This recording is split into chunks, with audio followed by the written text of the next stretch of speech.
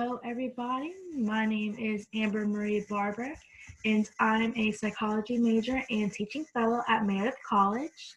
And today I will be sharing my thesis research with you.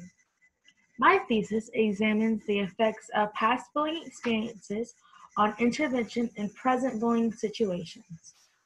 So now we're going to jump right in. So the purpose behind this study was to examine the effects of past bullying experiences on current intervention during a bullying situation. I wanted to see if an adult who had been bullied in the past as a child or adolescent would intervene if they were viewing a current bullying situation. The hypothesis was that participants who had experienced past bullying would be more likely to intervene and act rather than participants who had not been bullied.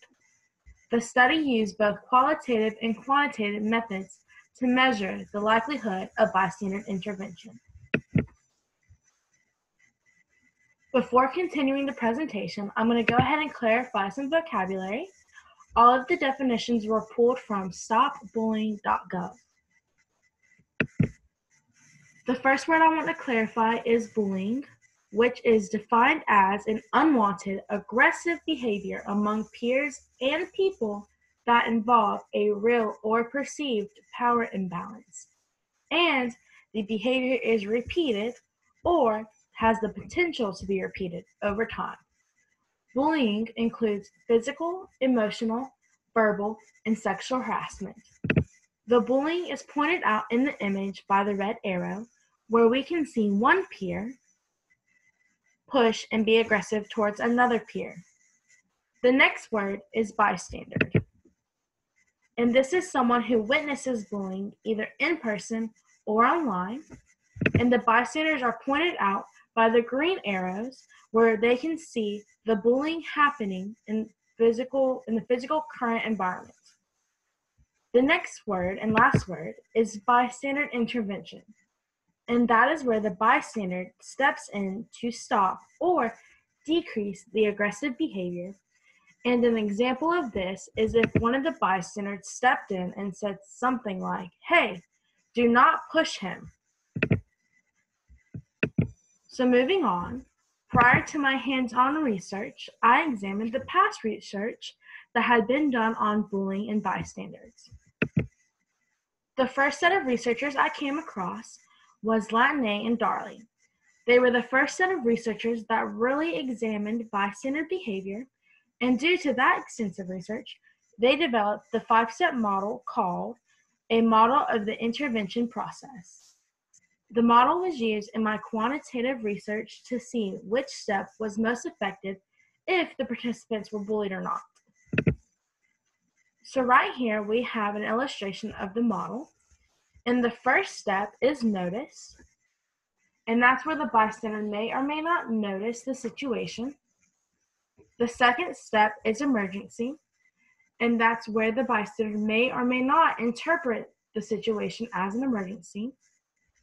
The third step is responsibility, and the bystander will decide if they are personally responsible for intervening or acting. And the fourth step is know. The bystander may or may not know how to intervene in the situation. And then the last step of the model is act, and that's where the bystander will decide if they should intervene or not. So Latine and Darley laid the foundation for bystander behavior, and after them, the second set of researchers validated the bystander intervention in bullying and sexual harassment measure that was based off of the model Latine and Darley created. And the bystander intervention in bullying and sexual harassment measure was used in my research to determine if my participants had the likelihood of acting in each step. And the last set of researchers were unique because I found that even though there was a lot of research that had been done on bullying, most of it only focused on elementary and middle school grades, whereas I wanted to focus on college students. The researchers examined college students' perception on cyberbullying, The results showed that the majority of the college students recognized cyberbullying as hurtful instead of humorous. And that following research helped me develop the scenarios for my qualitative data. So after examining past research, I recruited participants through emails. I had 40 participants that were all undergraduate females, and the participants were treated in accordance with the ethical principles of psychologists and code of conduct. After I recruited the participants, I gathered my materials, which were computers or laptops, Google Forms, and SPSS, which is a software program used to perform statistical analysis.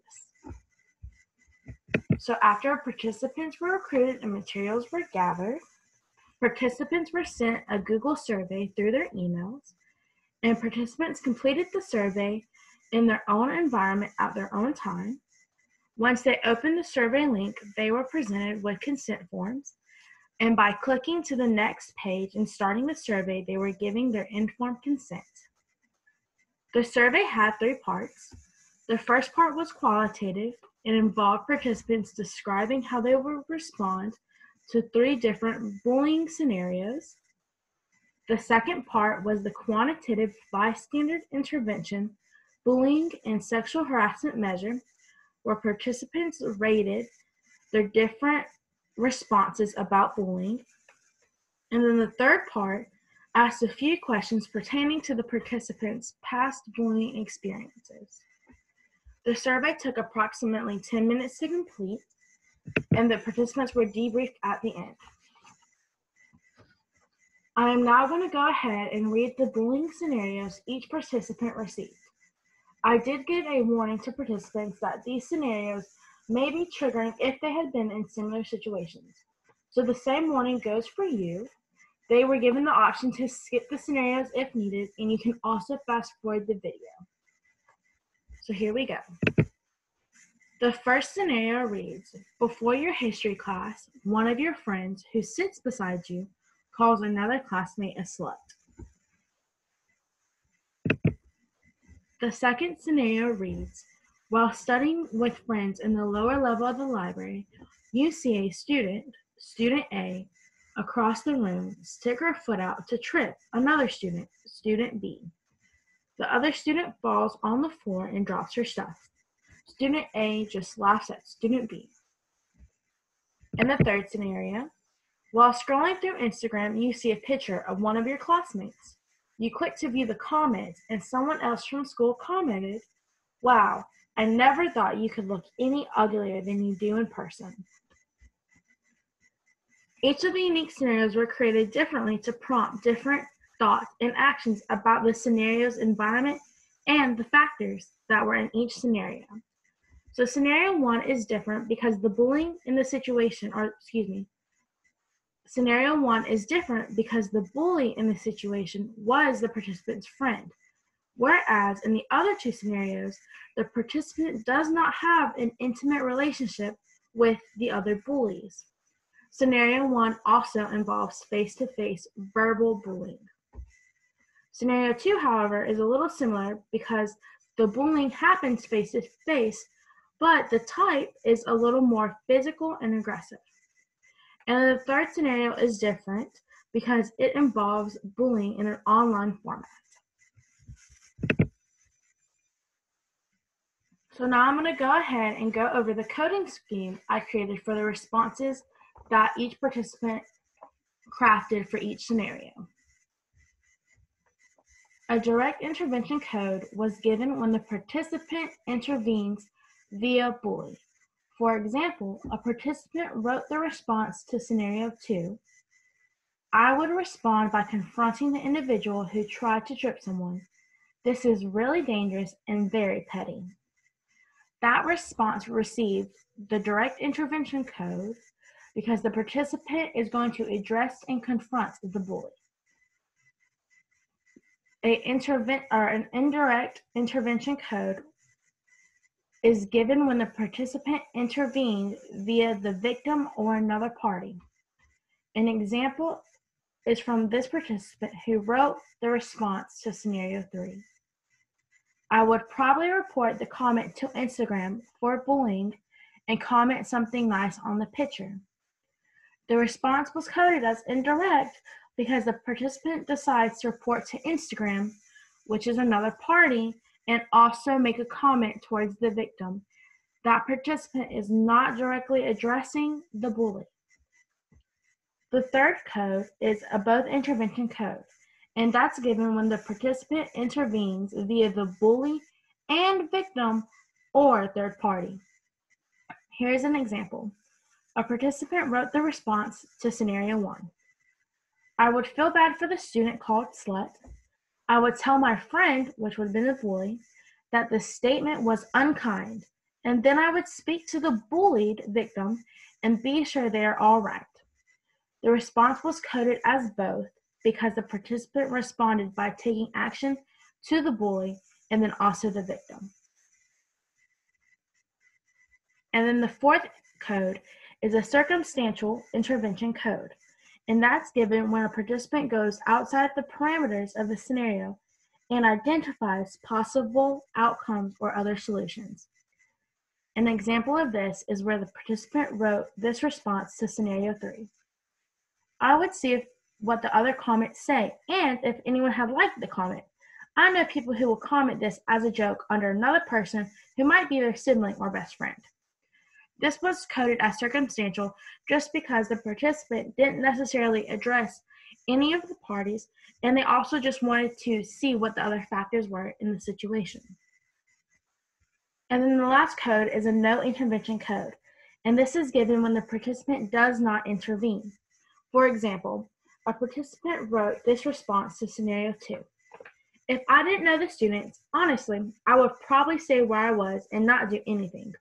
Although I would be concerned for the student who failed, but I would not get involved. And of course, that response was coded as no intervention because the participant does not address anyone and leaves the situation alone.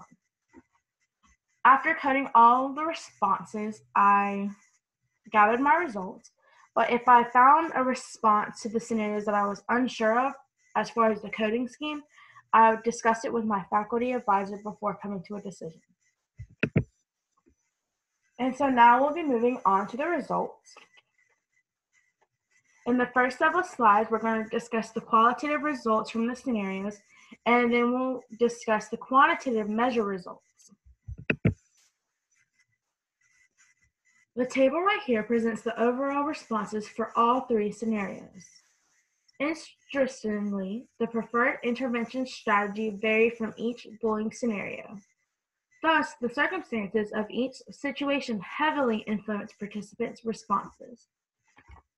As you can see, the results of scenario 1 states that the majority of participants preferred direct intervention. And that is likely due to because of the relationship that the participant has with the bully. The positive relationship between the participant and the bully likely creates a more comfortable and inviting environment. That way, the issue can be addressed. The results in scenario 2, however, show a tie between indirect intervention and direct intervention. So for the both code. And so that's likely due to the scenario prompting or being in a more physical bullying situation. And so most participants likely will go with an indirect intervention because they are concerned for a physical altercation or for maybe them getting drawn into the physical bullying and aggressive act. And then the third scenario is surprising because majority of the participants wanted to intervene indirectly, so towards the victim again. And that was surprising because it's on an online format. So there's no sense of physicality that could happen. They can't be face to face, so nothing physical could cause for any harm to come their way. So I thought that was surprising that they would want to intervene indirectly instead of direct. And just to point something out at the bottom real quick, as you can see, the totals for each scenario has 40 participants except for scenario 3, and that was due to one of the participants stating that they didn't have an Instagram. So due to the lack of experience on the participants' part, I excluded that from my data so it wouldn't be skewed. And so basically now you see these pie charts in front of you, and this is the same data as it was in the table, just just created for a different format so you could visually see it in a different perspective. So of course in scenario 1 you can see that it is majority direct intervention. Scenario 2 you can also see indirect and then both intervention. And then the third scenario, you can see majority is indirect also. And so now on this slide, you can see all the scenario results again, but this time, the results have been divided between bullied participants and not bullied participants. All right, and it shows that there is no change and whether they were bullied or not bullied. The majority for each scenario stayed the same. So as you can see for scenario 1, direct intervention, the majority, which is 19 for bullied, for direct, is also the majority for not bullied, and that would be 4. And the same thing for scenario 2, the majority was for indirect and both. So you have 12 for indirect and both for the bullied, and then 2 participants on each indirect and both did it also for scenario 2. And then the last scenario, which was scenario 3, is also majority as indirect for the 24 bullied participants, and then the 3 not bullied participants, which is the majority for not bullied participants. And again, here are pie charts that give you a different perspective visually. So for scenario 1, you have the bullied participants right here. The bullied participants right here, and then you have the not bullied participants on the right side. And so each chart is very similar in how it looks. Majority of it is direct and light blue, and then you have the two biggest components being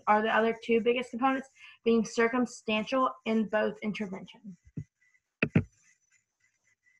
And here's scenario 2. So of course you have the two biggest proportions being the same between bullied participants and not bullied. And then for scenario 3, also the biggest part of the pie chart is indirect intervention. It's mostly red. And then you have the other 2 outlying parts being circumstantial and direct intervention on the not bullied side. All right, so now we're going to go ahead and do the results for the measure, the intervention measure. Give me 1 second, I do apologize. Some technical difficulties. The results show that a participant's past experience does not affect the bystander's action within the intervention steps. Majority of the results follow a linear increase, meaning that each step affects the next step. However, participants reported a higher likelihood of having a sense of personal responsibility rather than knowing how to intervene. These results likely indicate that the participants had a higher sense of emotional connection that drove the higher sense of responsibility, rather than experience to know or how to intervene. And so this is just a chart reiterating the thoughts on the past slide. As you can see, this is all the steps of the intervention model. And then you have the means for the bullied and not bullied participants. And there is a linear increase. So it goes from around 7 to 10 to 12, but then it drops back down to 11 and 10. And that reiterates the point that participants reported a higher likelihood of having a sense of personal responsibility rather than knowing how to intervene. And then, of course, the higher likelihood is to act. And that is no matter if the participants had been bullied or had not been bullied in the past. So now we're going to move on to the discussion proportion. My hypothesis was not supported by the data, but that's okay. Instead, my data supports the importance of circumstances and the effects that it has on a person's actions. And this has also helped to increase the understanding of different factors of intervention. And then the limitations of my study included sample size and diversity. So all my participants were female and they're all around the same age. And so that's kind of where that's coming from, is the lack of sample size and diversity. And of course, I didn't take into account for anyone's social economic status or any of those other factors. Another limitation was lack of prior research. So again, not a lot of research has been done for college age students. So I didn't have anything to base off of my study. But thankfully with this, that probably can contribute to future research done. And my last limitation is self-reported data bias. Since the participants took this survey online at their own time, there's no way for me to check to see if their responses were a true reflection of their actions. So I can't tell if they really would have intervened or if they were just saying they would in that situation. And so if I was to do this research again, or if somebody else wanted to continue this as future research, they would need a larger sample, so maybe about 100 people. The sample would need to be more diverse, so to include males, other people who are different ages, different socioeconomic status, people with different backgrounds, and to establish for self-reported data bias, the scenarios and vignettes could be turned into real-life scenarios. So that's one way to solve that issue. And then the study in the future could be used to study the long-term effects of past bullying experiences. So on this following slide, I have listed my references, so if you need to, you can pause and look at them. But other than that, I'm going to go ahead and continue. This is the end of my presentation, so if you have any questions, you can email me at ambarbour@email.meredith.edu.